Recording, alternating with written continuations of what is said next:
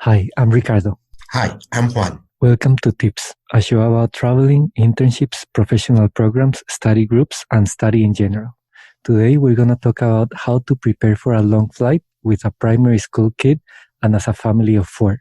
So, Juan, what are your thoughts on this topic? Here's the most important thing. When you're having your first very long flight, be aware that your children are experiencing something they have not experienced before in their lives, very probably. So bring with them something that makes them feel comfortable. So if So, they have what did you bring with your family? they had their little pet like teddy bears that they've had in their beds all the time. So they Okay. carried it with them Yeah, yeah. and they chose one toy each of like their favorite toy. And how old were your kids when you were traveling? So when we were traveling the first time, 3 and 2 years old. Okay, perfect.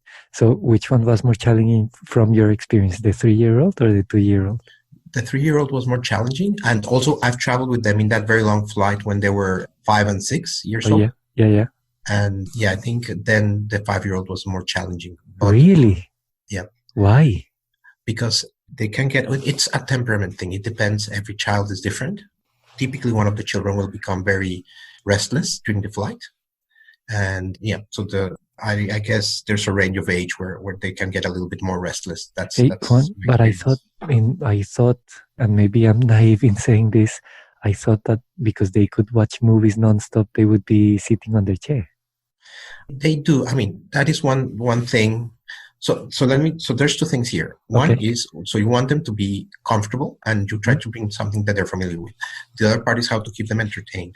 So yeah, to keep them entertained, we did bring iPads and we brought with the iPad, we purchased the extra battery because people always forget that you're going to run out of battery. You're not going to be Yes. able to purchase it. So we got for each one of the kids, we got a large capacity battery and that gave them basically enough for the overall 30, almost the 30 hours of coming here to Wow. Australia.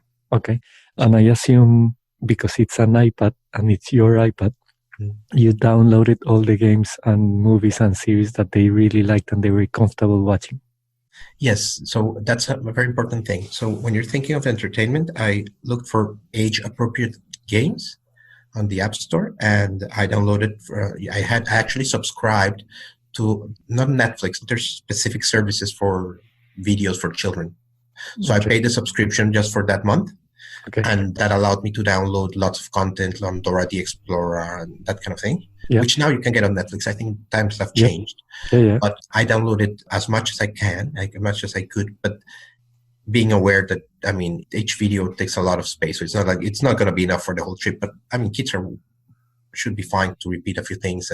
Okay. And then you have to be aware that there's sometimes they're not going to be one to watching the iPad. They're going to get hungry. They're going to get tired. You don't want them to spend that much time in front of the screen. So you have to decide how to stage it throughout the trip, Mm-hmm. you know? Okay, and I think one of the things I did, and I only have one kid, is I made a real conscious effort in requesting the first seat, the first row in the plane, because I really didn't want to bother the people in front of me. So at least I had the peace of mind that if he was moving, he wasn't bothering anybody. But I really had to push that seat. Like I was calling every day before the flight, almost every day for a week, and making sure that I had that seat confirmed. And we made it, and it made a big difference, I think. Yeah. Well, I think that's a great idea. If you're not able to achieve it, the other thing is if you're a family of four, Mm-hmm. and it might be good if you go in those planes that have four seats in the middle. Yep. That's what you should aim for. Yep. Rather than don't split yourselves because then that becomes an issue. Mm-hmm. Yeah, I think that way they can sleep one on mom's lap, the other one on dad's lap, and you can deal with that easier. Okay. And other than entertainment, which other tip do you think people should prepare for long flights?